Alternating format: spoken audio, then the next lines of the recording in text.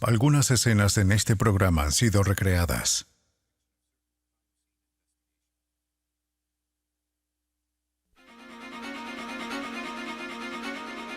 Un adolescente está perdido. Una investigación policial expone la muerte de docenas de niños y adolescentes.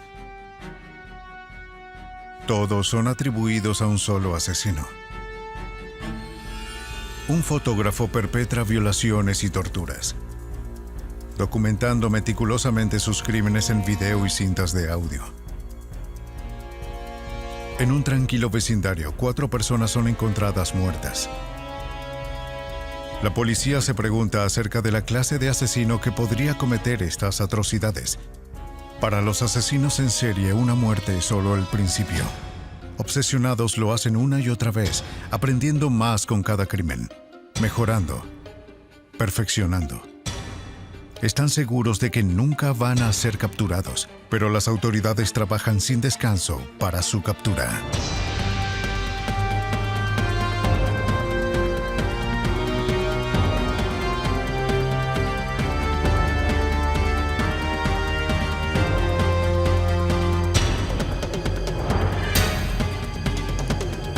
Los nuevos detectives.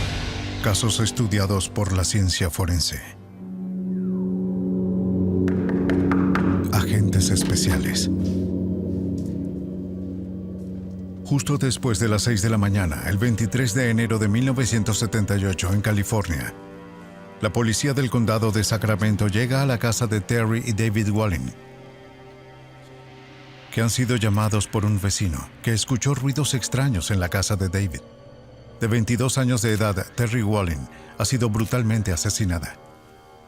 La casa muestra signos de una intensa lucha entre Wallin y su asesino.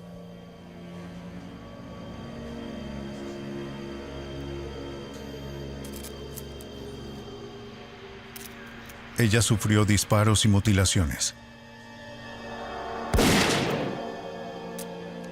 Una gran herida de un cuchillo se refleja en su torso. Algunos de sus órganos internos han sido extraídos. Los investigadores están horrorizados por la ferocidad del crimen.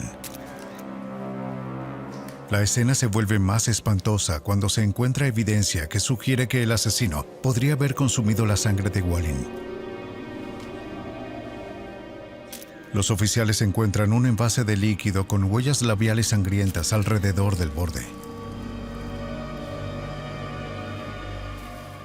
La policía de Sacramento no tiene claro qué hacer con la escena, pero saben quién puede ayudarles.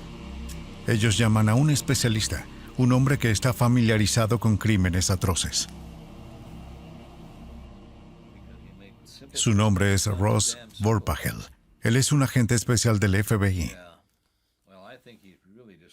La brutalidad de la matanza hace que Vorpagel sospeche que el asesino no podría controlarse a sí mismo y que la muerte de Terry Wallin puede ser solo el comienzo de sus estragos.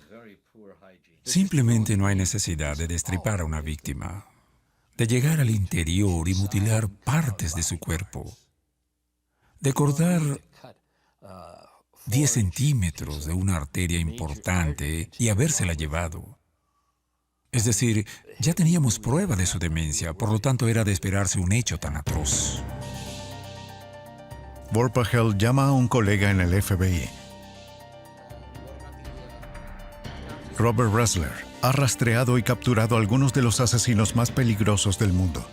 Como un perfilador criminal para el FBI, él muestra los rincones más oscuros de la mente de un asesino. En la década de 1970, fue uno de los primeros en utilizar el término asesino en serie para describir a aquellos que asesinan una y otra vez. Robert Ressler, como agente del FBI, se esfuerza por comprender la mente del asesino mediante el análisis de la escena del crimen. El saber cómo piensa el asesino es esencial para predecir su próximo movimiento. ¿Cuándo va a atacar? ¿Y a quién se va a dirigir? El agente del FBI debe tener la necesidad emocional de resolver un crimen. Se tiene que saber quién es el delincuente, cómo era su vida antes de delinquir y qué hace durante y después del crimen. Pero existe un peligro en estar muy cerca del asesino. Ressler tiene muy en cuenta las palabras del filósofo alemán Friedrich Nietzsche, quien escribió que todo aquel quien con monstruos lucha, que se cuide de convertirse a su vez en monstruo. Cuando miras largo tiempo a un abismo, el abismo también mira dentro de ti. Para Robert Ressler, la observación de Nietzsche es una motivación y una alerta. Mirar el abismo para mí significa mirar hacia las profundidades, las grietas más oscuras de la mente del ser humano. Y cuando se dice, el abismo también mira dentro de ti, para mí eso significa que estoy viendo mi reflejo. Porque en cada asesino perverso, tú mismo, en parte, estás en ese lugar. En alguna parte de tu vida te pudiste haber desviado del camino. En la década de 1970, Ressler fue uno de los miembros originales de la Unidad de Ciencias del Comportamiento del FBI, el primer programa del FBI para investigar sistemáticamente motivaciones de un asesino. Ressler entrevistó en prisión a algunos de los asesinos más notorios de los Estados Unidos para aprender sus hábitos y actitudes. Hoy en día Ressler es un consultor privado, quien trabaja por todo el mundo para ayudar a resolver los crímenes. En enero de 1978, Ressler aplica sus conocimientos para ayudar a los investigadores del condado de Sacramento. Idean un perfil psicológico del asesino de Terry Wallin. Fue el primer paso para el seguimiento del asesino. Ressler comenzó su perfil examinando los detalles de la escena del crimen. Lo que se busca en una escena del crimen es la posición en la que el cuerpo fue dejado por el asesino. Se observa el estado del cuerpo desde el punto de vista si está vestido o desnudo y qué arma pudo traer el asesino a la escena para usarla y llevársela. Esos son algunos de los puntos que todos debemos pensar desde un principio. Después de que Terry Wallin recibiera el disparo, el asesino mutiló varias partes de su cuerpo en su propia cocina. Luego dejó las partes del cuerpo como un detalle que resultaría ilustrativo para Ressler. Debido a que el mayor número de asesinos en serie son hombres, en ese momento Vorpagel y Ressler concluyen que el sospechoso es un hombre. También suponen que es blanco, como la mayoría de los asesinos en serie estadounidenses.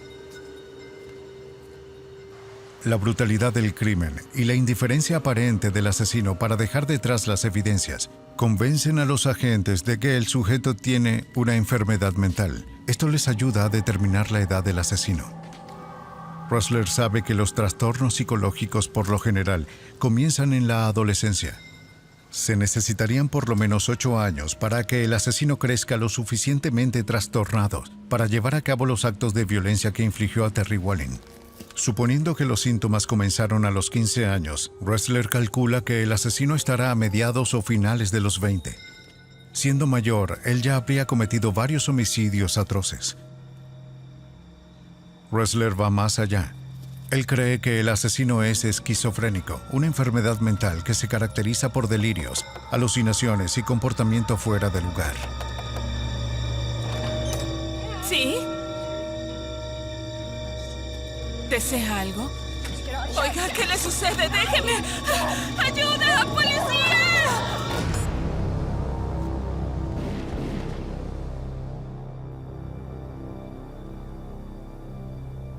La naturaleza atroz del crimen apunta a la psicosis ya avanzada, una pérdida total de contacto con la realidad. Como él se bebe la sangre de sus víctimas, los investigadores lo llaman el asesino vampiro. Desde su oficina en Virginia, Ressler trabaja febrilmente con Vorpagel, el cual se encuentra en Sacramento para refinar el perfil del asesino. ¿Qué aspecto tendría? Ellos están convencidos que la policía debe buscar a alguien delgado. Los hombres esquizofrénicos generalmente se alimentan mal. Ross Vorpagel cree que el asesino le presta poca atención a su apariencia. Un tipo que está sufriendo de una enfermedad mental grave es muy probable que tenga un deterioro en su higiene. Probablemente no se corte el cabello, lleva la misma ropa durante semanas, no se lava los dientes y tiene mal aspecto. Debido a su extraño comportamiento, el asesino seguramente debe vivir solo. Vorpagel entrega una copia del perfil del sospechoso a la policía de Sacramento para hacerlo circular por todo el condado. Pero no surge ningún sospechoso fuerte. El asesino vampiro sigue en libertad. ¿Podrán los perfiladores encontrarlo antes de que vuelva a cometer un asesinato? 3 días después del brutal asesinato de Terry Wallin en 1978, a menos de 1 milla de distancia de la casa de Wallin, el asesino vampiro ataca de nuevo. La policía encuentra los cuerpos de Daniel Meredith, Evelyn Mirath y su hijo Jason. Al mismo tiempo indican que se encuentra desaparecido y presumiblemente muerto el sobrino de Michael Mirath Ferriera, de 1 año y 10 meses de edad. Estas nuevas muertes convencen a Ressler y Vorpagel a resolver este caso rápidamente, antes de que el asesino vuelva a atacar. Los agentes redoblan sus esfuerzos, usan la información obtenida en esta escena del crimen para refinar su perfil original. De nuevo, el asesino vampiro atacó a sus víctimas. De nuevo, utiliza cuchillos tomados de la cocina de la víctima.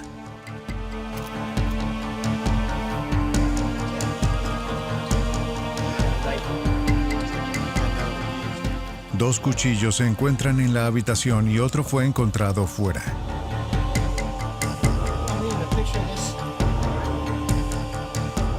A él no parece importarle dejar las armas arrojadas en el lugar de los hechos.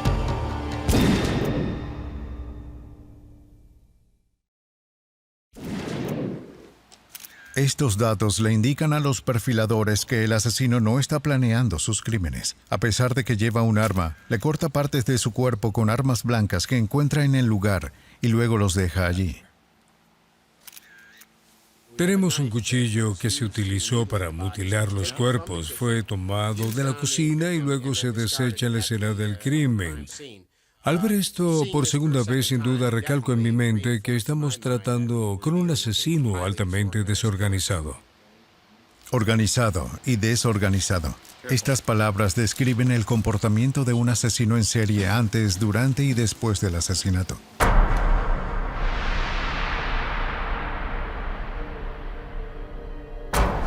Los asesinos en serie organizados tienen mucho cuidado con sus movimientos.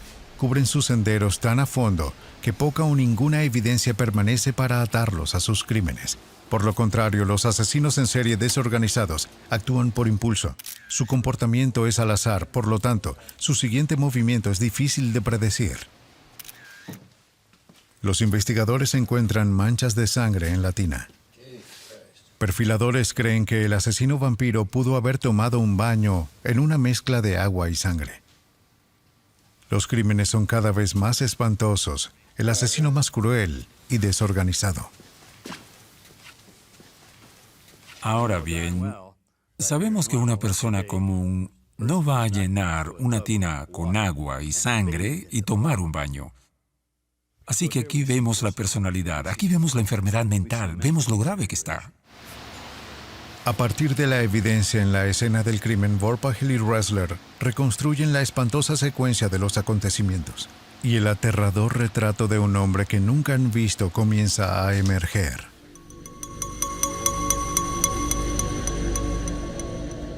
La evidencia refuerza la creencia de los agentes que la apariencia del asesino vampiro seguirá deteriorándose. Él probablemente no habrá cambiado de ropa. A menos que él esté soltero y viva solo, el asesino posiblemente no podrá pasar inadvertido. El sujeto es solitario y delgado, despeinado, no mayor de 30 años de edad.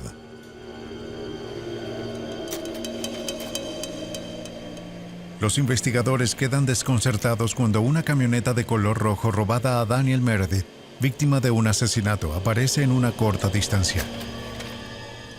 Debido a que se encontró cerca, Ressler determina que el asesino vampiro debió haber caminado a la escena del crimen y luego huyó a pie después de abandonar el auto. El asesino debería vivir no muy lejos de allí, dentro de una distancia muy cercana al auto abandonado, diría que aproximadamente medio kilómetro. El día después de los asesinatos Mirrod, la policía recibe un informe que indica que un perro había recibido un disparo y sufrió mutilaciones dentro de los bloques cercanos a la escena del crimen. Para los agentes es el momento ideal que han estado buscando. Saben que cuando son niños, los asesinos en serie mutilan y matan animales. Él saldría y mataría a estas mascotas disparándoles con la misma arma con la que asesinó a Wallen, Mirrod y Meredith.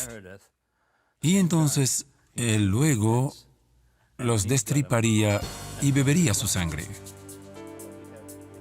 A medida que se encuentren más animales muertos, el círculo se cierra. Los agentes están convencidos de que el asesino vampiro vive cerca de los animales mutilados y sus víctimas humanas. No debe haber viajado muy lejos. La policía circula el perfil revisado por toda la ciudad, con la esperanza de que alguien pueda haber visto a un hombre con mal aspecto actuando de manera extraña. Los oficiales se comunican por vía radio, a medio kilómetro de los homicidios.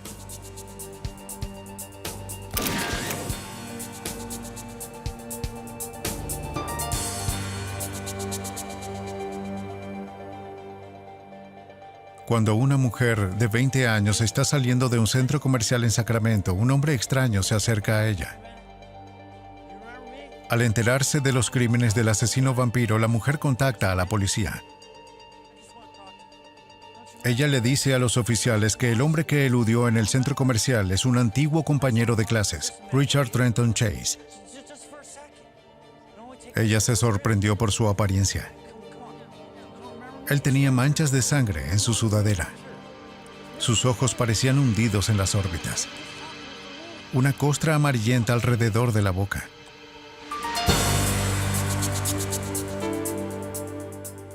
Según la descripción de la mujer, Chase encaja en el perfil del asesino vampiro.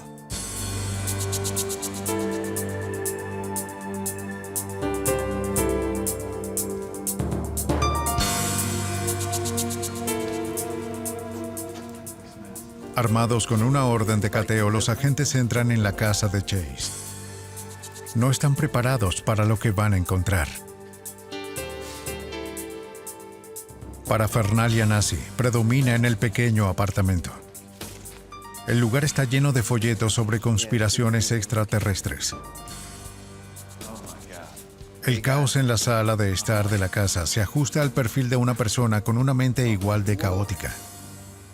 En la cocina, la policía encuentra aparatos salpicados de sangre, así como artículos de periódicos sobre el asesinato de Terry Wallen. Varios platos en el refrigerador contienen tejido humano. En un cajón de la cocina hay cuchillos tomados de la casa de Wallen. Los investigadores también encuentran una caja de herramientas y botas de goma manchadas de sangre.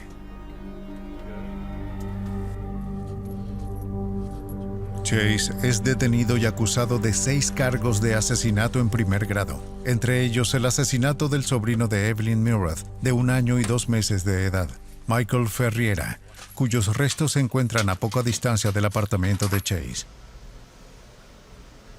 El jurado delibera solo unas pocas horas antes de pronunciar a Chase culpable de todos los cargos. La sentencia: muerte en la silla eléctrica. En 1979, Robert Ressler decidió hablar con Chase en prisión. La razón por la cual lo entrevisté, francamente, era para hacer una actualización y validar el perfil y trabajo que había hecho. Al hablar con él directamente, después de trabajar en el caso, ver las escenas del crimen, después de leer los informes de la policía y, por supuesto, los registros de la corte, es la forma en que realmente se afina un perfil. Chase le dice a Ressler que había matado solo para preservar su propia vida. Necesitaba sangre. Chase dice para sobrevivir a lo que él llamó la intoxicación jabonera. Chase cree que un residuo pegajoso bajo su jabonera demostró que se estaba muriendo. Afirmó que su sangre se estaba secando y corría fuera de su cuerpo. Chase sostuvo que sus asesinatos se hicieron en defensa propia. Cuando llegó a su plena motivación, dijo que por todo su cuerpo la sangre se estaba convirtiendo en polvo y se movía muy lentamente, lo que le hacía estar fatigado y llegar a estar muy enfermo, y sintió que Estaba haciendo esto por la influencia de ovnis o extraterrestres y dijo que la única manera de que pudiera contrarrestar esto era conseguir un nuevo suministro de sangre humana. ¿Qué impulsa a un hombre como Chase a asesinar? Un estudio del FBI sobre 36 asesinos en serie reveló que un 80% inició su vida en hogares con dos padres. A los 2 años, un 50% de padres habían abandonado a sus familias. Casi la mitad de los delincuentes encuestados informó relaciones frías o indiferentes con sus madres. 26 informó este tipo de relaciones con sus padres. Casi el 70% de las familias tenía antecedentes de abuso de alcohol. Un tercio tenía antecedentes de abuso de drogas. Casi todos reportaron alguna forma de abuso psicológico, físico o sexual en la infancia. De niños, muchos asesinos en serie torturaron animales. La mayoría no se graduó en la secundaria. Mientras que los hombres tenían la inteligencia requerida para realizar trabajos especializados, muchos tenían antecedentes de trabajo deficientes. El 20% o 6 delincuentes nunca habían mantenido un trabajo estable. Sin embargo, según todas las apariencias, los asesinos en serie parecen normales, al igual que su vecino o su amigo.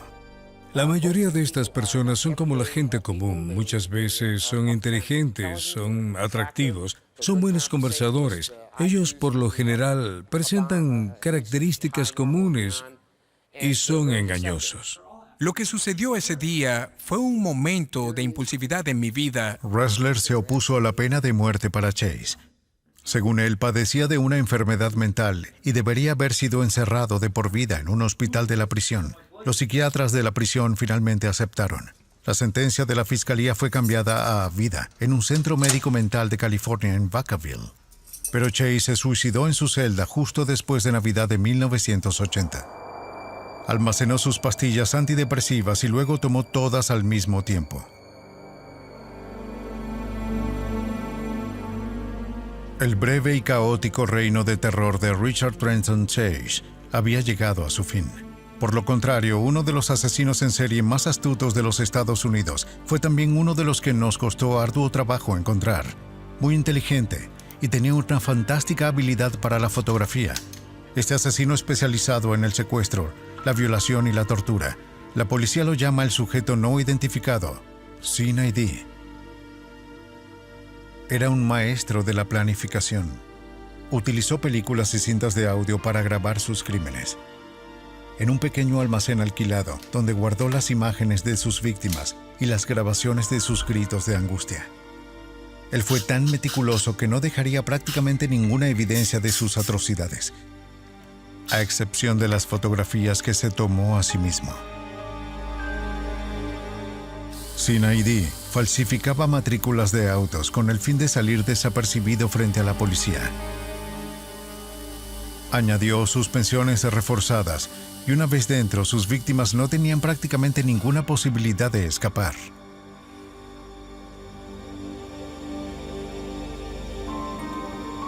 Durante 5 años viajó de estado a estado, sin permanecer en un lugar demasiado tiempo. Él era autosuficiente, financió sus delitos de secuestro, abuso sexual y tortura con otro crimen. Él era un experto falsificador. Estaba seguro de que nunca sería capturado.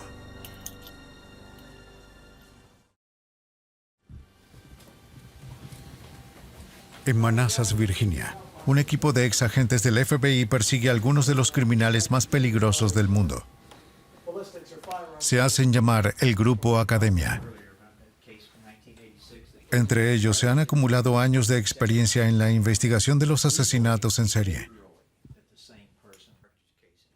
Robert Hasselwood y Peter Smerick son expertos en perfiles psicológicos de criminales.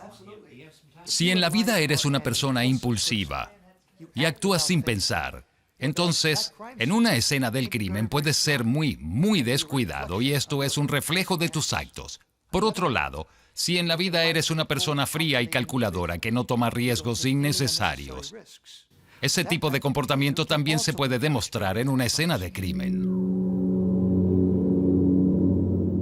A pesar de la evidencia en una escena del crimen, la categorización de los asesinos en serie es difícil.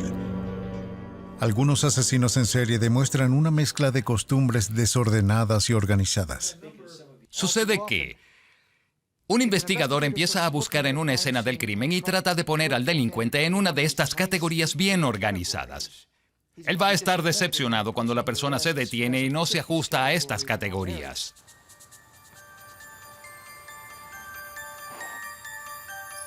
En el balneario de Ocean City, Maryland, una joven acaba de terminar su turno en una tienda pequeña. Es Día de los Caídos en 1979. Ella es abordada por un hombre que se identifica a sí mismo como un oficial de policía. Él le muestra su identificación y está conduciendo un auto de policía sin matrícula. Él le dice a la mujer que es una sospechosa de una serie de robos.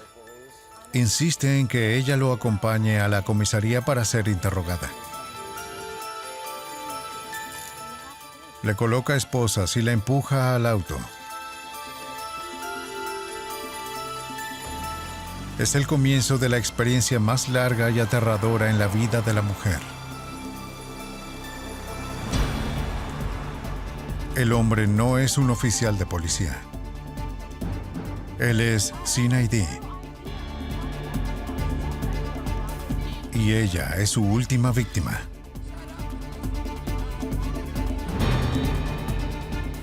Él la lleva a un edificio abandonado donde de pronto la abusa sexualmente y la tortura.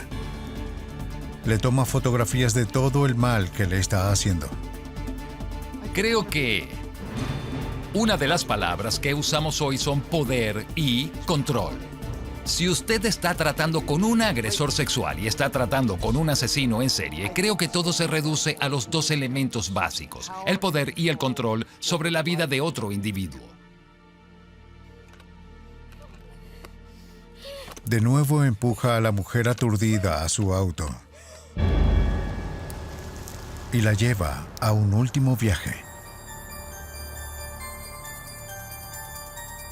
El agresor detiene el auto, abre la puerta del pasajero y arroja a la mujer en una zanja. Pero él no la asesinó. Le permitió vivir a la víctima, quien después de un lapso de tiempo y a la luz del día fue encontrada y rescatada. Para el FBI, todo se convirtió en una investigación por secuestro. El FBI estableció una búsqueda masiva para CID. La mujer de Ocean City fue la última de una larga lista de sus víctimas. Algunas fueron torturadas, otras asesinadas. Pero pasaron muchos años antes de que alguien tomara el caso.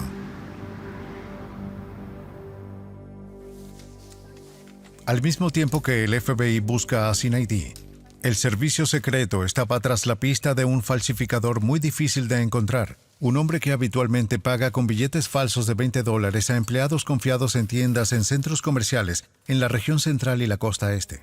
Un elemento sobre cualquier agencia policial, no importa lo efectiva que pueda ser, se necesita un poco de suerte y la cooperación de una ciudadanía alerta. En este caso, una empleada en alerta relató haber hablado con un cliente que se encuentra actualmente en la tienda. Notificó a la seguridad del centro comercial. Por su parte, ellos notificaron a las autoridades locales y dentro de un corto periodo de tiempo, el sospechoso fue detenido. La policía detiene a un hombre, James Mitchell de Bardeleven. El servicio secreto descubre rápido que de Bardeleven no es un falsificador estándar.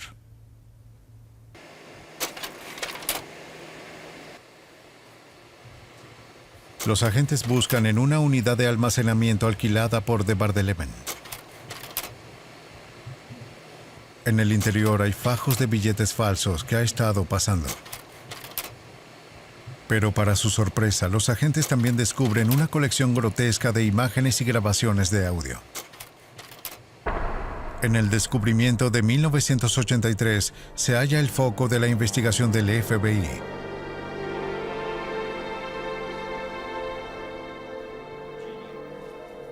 Robert Hasselwood. En aquel entonces, el agente especial que había escrito un perfil criminal de CID revisó los materiales incautados en la unidad de almacenamiento de Bar-de-Leven. Agentes encuentran miles de fotografías de víctimas de Bar-de-Leven. Entre ellos se encuentran fotos y grabaciones de audio de la mujer secuestrada en Ocean City en 1979. Algunas de las fotos se remontan a principios de 1960. Encuentran las herramientas de trabajo de un asesino, la ropa de la víctima, 10 armas, una identificación falsa de policía, revistas, ropa interior manchadas de sangre, joyería, 7 matrículas de vehículo que le permiten a Bar-de-Leven recorrer la ciudad en auto para cometer sus crímenes. El FBI también encontró notas escritas a mano que contenían códigos que se referían a crímenes pasados y futuros. A pesar de haber descubierto la colección de imágenes y sonidos incriminatorios, los agentes tienen un problema. El rostro del asesino sigue estando literalmente fuera del marco de las fotografías que se han capturado con las víctimas. Los investigadores tendrán que probar que Bar-de-Leven es el hombre de las fotografías si van a vincularlo de manera concluyente a los abusos y muertes. Durante su carrera en el FBI, Peter Smerick era un experto en fotografía forense. El servicio secreto le envía una serie de fotografías de Bar-de-Leven para analizar. Varias muestran el torso desnudo y los brazos descubiertos. Smerick centra su atención en los brazos. Estos tienen un patrón distintivo de pequeños lunares y pecas. Smerick le pide al servicio secreto que saquen temporalmente a Bar-de-Leven desde su celda con el fin de fotografiarlo en la misma posición como sale en las fotos confiscadas.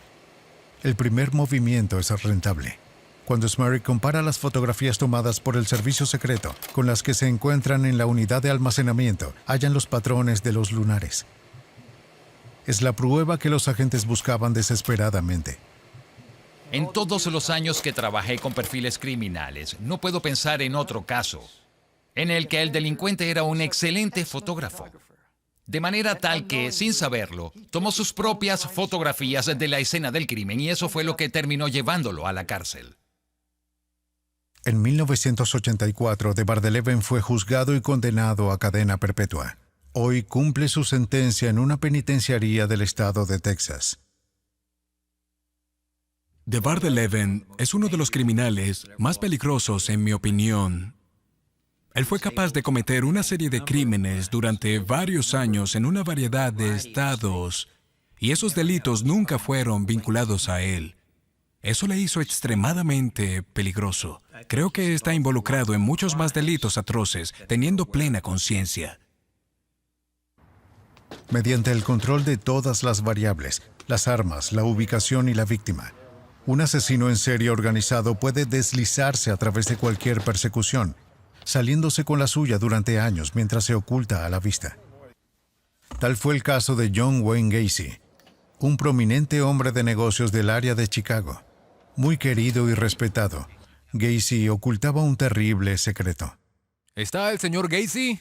En 1978, en Des Plaines, Illinois, Robert Piest, de 15 años de edad, fue reportado como desaparecido. Habiendo aprendido que Gacy estaba preparando una oferta de remodelación de una farmacia donde Robert Piest trabajó, el detective principal, José Kosenka, del Departamento de Policía de Des Plaines, va a la casa de Gacy. Gacy niega conocer a Piest, pero los investigadores sospechan. Una verificación de antecedentes revela que Gacy fue condenado una vez por el abuso sexual de un adolescente. Kosenka coloca a Gacy bajo vigilancia. Inicialmente cooperaba con la policía. Gacy se vuelve cada vez más hosco cuando la investigación de Kosenka continúa. Tenía una mirada agresiva. Se podía sentir su odio. No le importaba lo que estábamos investigando. Él estaba preocupado por tratar de mantenerse fuera del camino. Gacy amenaza con una demanda si la policía continúa su vigilancia. Oficiales persisten, sospechando que Gacy tiene mucho que ocultar, pero incluso ellos no están preparados para saber lo que encontrarán. En 1978, durante varias semanas, la policía de Des Plaines no dejó que John Wayne Gacy estuviese fuera de vista. Finalmente llegó el momento de entrar a su casa.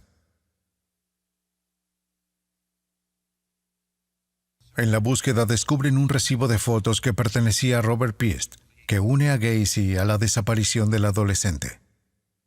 Una búsqueda exhaustiva revelaría aún más. El detective Kosenka fue el primero en entrar a la casa de Gacy. Fui una de las primeras personas que llegaron a la casa.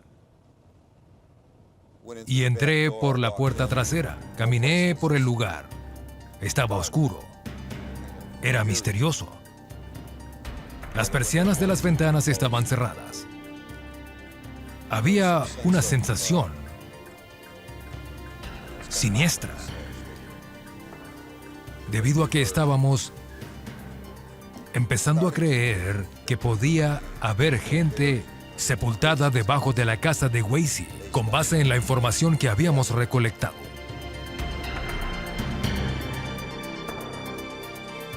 La policía entrevistó a la ex mujer de Gacy, amigos y ex empleados. Salieron historias de Gacy con proposiciones de favores sexuales a sus trabajadores, que algunos habían desaparecido, y que su casa tenía un olor extraño. Uno de sus trabajadores sugirió comprobar los espacios de acceso. Después de un riguroso interrogatorio, Gacy admite a los detectives que 4 años antes, en 1974, asesinó a uno de sus compañeros homosexuales. Gacy afirma que el asesinato fue en defensa propia, que ocultó el cuerpo del hombre debajo del suelo.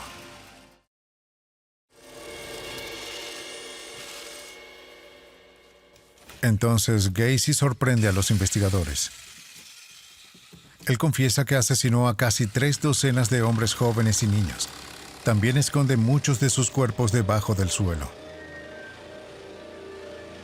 Las confesiones desencadenan una intensa búsqueda de los desaparecidos. Los detectives examinan el espacio de acceso con la esperanza de encontrar a las víctimas de Gacy. Descubren 3 cuerpos en descomposición y partes de otros órganos.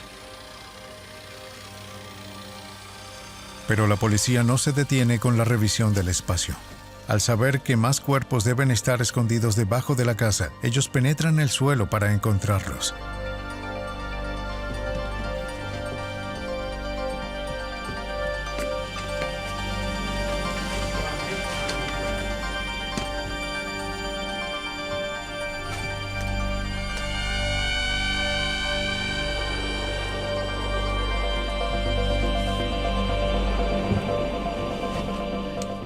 Con el tiempo hallarían cuerpos enterrados bajo el suelo del comedor y el garaje. Bajo la casa hay un campo de muerte lleno de huesos enterrados y esqueletos desordenados. La policía detiene a Gacy por el asesinato de Robert Piest. Aunque los cuerpos que descubrieron tenían mucho tiempo de muertos, ninguno podría ser el del niño desaparecido. Gacy pensó que la mejor manera de no ser atrapado por sus crímenes era mantener el control de sus víctimas después de matarlos, pero cuando eres un psicópata, se imagina que nunca encontrarían aquellos cuerpos enterrados. Piensa que su inteligencia es superior a todos, incluso más que la policía. Al esconder a sus víctimas en su propia casa, Gacy mantuvo un control total sobre ellos, incluso muertos. Podría seguir confiando en que nadie era capaz de encontrarlos sin su conocimiento. Desde su cuidadosa atención y planificación hasta la muerte, es la marca de un asesino altamente organizado. Todo cada vez es más claro, especialmente cuando se ve en el interior de la casa. Indicaría que Gacy era muy metódico, muy bien planificado, y que él había pensado estos crímenes en gran detalle antes de embarcarse en ellos. Gacy también arrojaba a sus víctimas en el río Des Plaines. La policía recuperó 6 cuerpos en ese lugar. Uno de ellos era Robert Piest. Cuando todo terminó, la policía identificó los restos de 33 personas.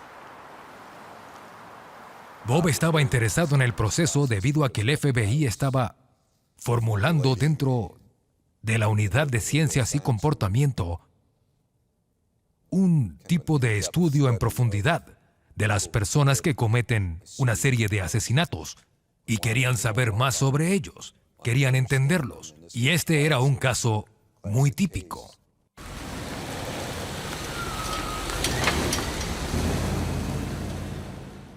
El objetivo de la Unidad de Ciencia del Comportamiento del FBI es el mapeo de la mente del asesino en serie. Muchas personas creen que es el acto sexual lo primordial para los agresores. En realidad es todo el juego lo que es importante para ellos. El proceso de selección, la vigilancia, sabiendo que yo ya te he elegido a ser mi víctima y que tú no lo sabes. Luego toda la planificación que se dedica y las etapas de llevar a cabo el secuestro a la realidad. También están los ensayos, y que esto lo viven quizás durante semanas o meses antes de que ocurra el secuestro real. Y en cierta medida, después la actividad sexual casi puede ser una secuela. Con cada muerte, Gacy refinó sus métodos, aprendió de sus errores y mejoró en sus crímenes. Atrajo cuidadosamente a sus víctimas a una trampa bien diseñada.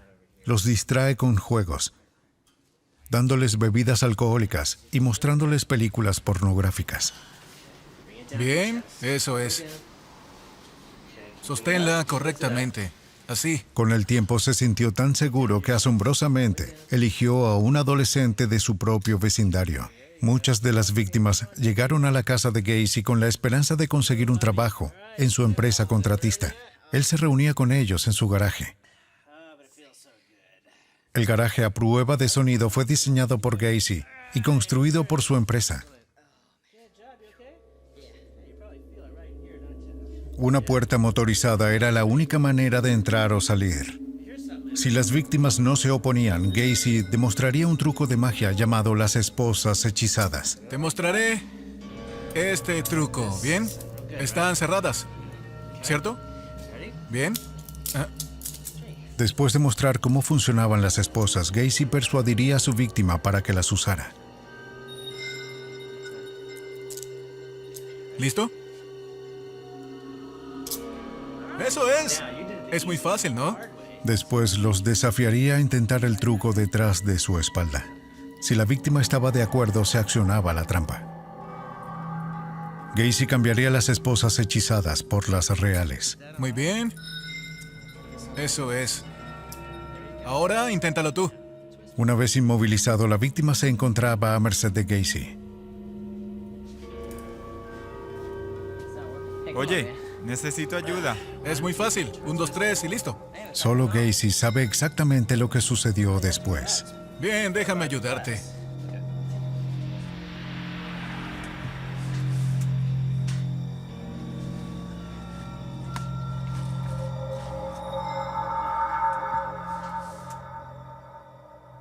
Al igual que el agresor sexual y asesino en serie James Mitchell de Bardeleven, Gacy pensó que había cubierto completamente sus pistas, pero los objetos encontrados durante la búsqueda en la casa de Gacy proporcionaron la evidencia clave, aunque la policía no lo sabía en ese momento. Los detectives descubren licencias de conducir, hebillas de cinturones, anillos y otros efectos personales. Ressler alertó a los investigadores sobre la importancia de estos objetos. Habíamos encontrado estos elementos sin saber qué habíamos encontrado. Bob entró y comenzó indicándonos y dijo, para ustedes tal vez una hebilla de un cinturón no importa, pero para la persona que cometió el crimen es muy importante. Es un proceso visual para ayudar a revivir el crimen en el momento que él quiera hacerlo. Son un recordatorio de sus asesinatos pasados y una inspiración para volver a cometer un crimen.